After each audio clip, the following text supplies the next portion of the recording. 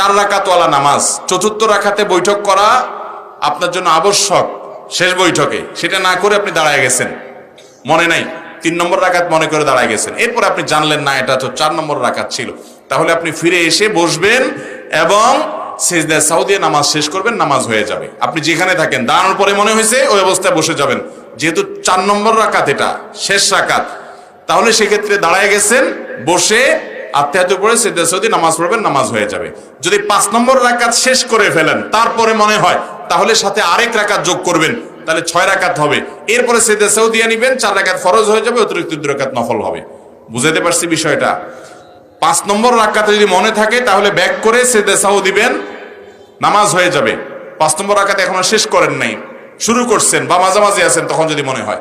আর যদি 5 নম্বর রাকাত শেষ হয়ে যায় তারপরে মনে হয়, তাহলে আরো 1 রাকাত প্লাস করবেন, তাহলে 6 রাকাত হবে, তাহলে 4 রাকাত ফরজ হবে আর 2 রাকাত নফল হবে। শেষে সিজদায়ে সাহু উভয় অবস্থাতেই দিতে হবে, তাহলে নামাজ হয়ে যাবে।